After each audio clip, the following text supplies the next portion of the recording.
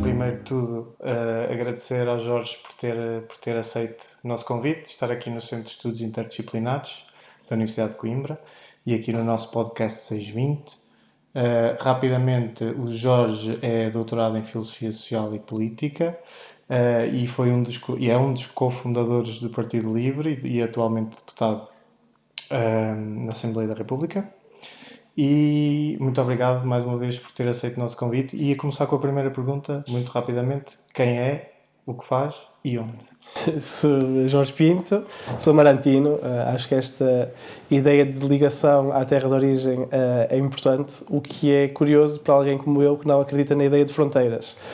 Portanto, este certo localismo cosmopolita foi uma coisa também que me foi empurrando para a política e até para a cofundação do Partido Livre.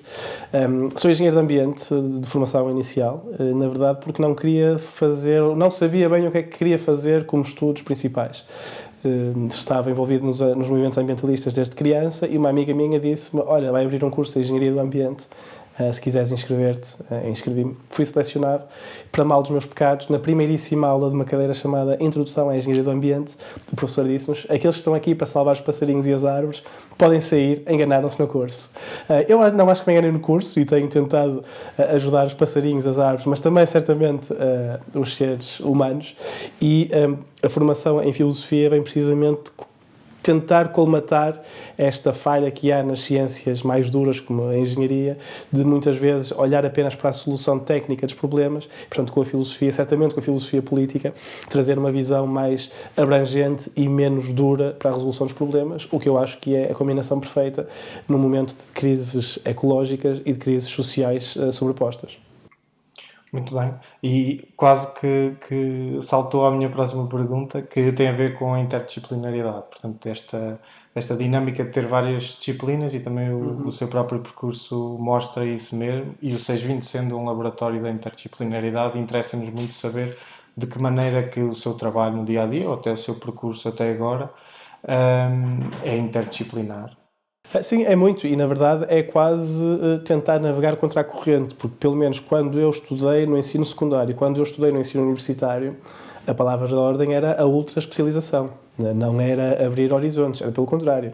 Tu vais para um curso de engenharia, vais para um curso de engenharia do ambiente, depois vais escolher a especialização dentro do curso de engenharia do ambiente e depois, quando fizeres a tua tese, isso vai ser a área na qual tu vais trabalhar. Eu acho isto muito pernicioso.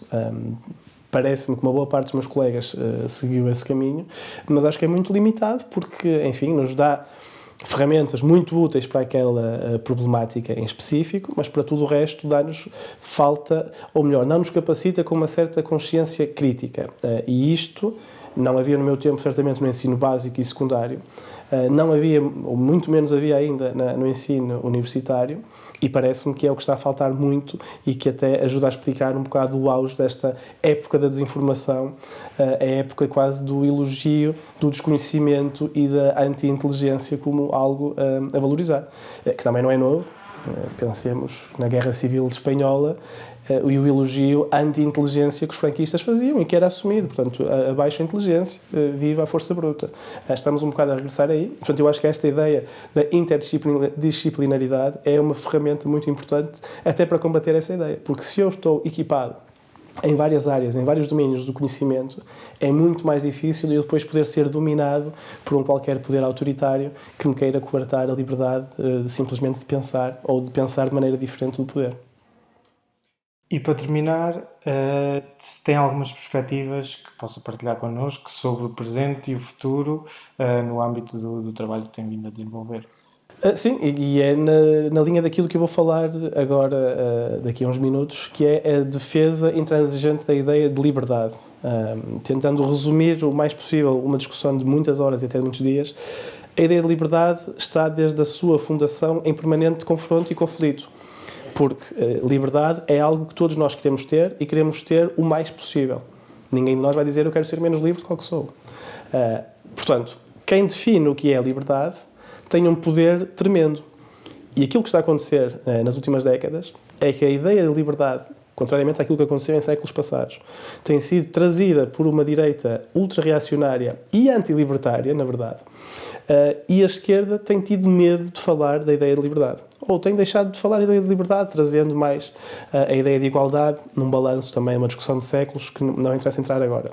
Mas, no fundo, aquilo que eu acho que é essencial, e não é por acaso que o partido no qual eu milito se chama LIVRE, é que a ideia de liberdade tem de ser conquistada e debatida. Nós temos de ir para o terreno do debate político reclamar a ideia da liberdade para nós. Porque a verdadeira liberdade, a liberdade que interessa a todos, não é a liberdade do Javier Milei, nem a liberdade do Donald Trump, que depois, à primeira possibilidade, se reflete em censura ou na falta de liberdade para aqueles que mais dela precisam.